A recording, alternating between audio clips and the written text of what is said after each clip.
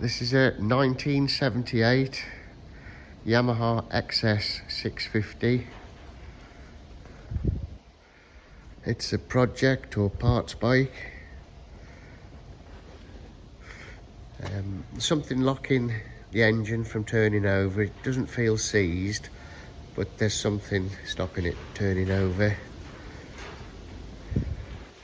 Back brake works on it, the front brake doesn't. The gears select and the clutch works. It's got a centre stand and a side stand. Tank looks good condition. Speedo and the rev counter.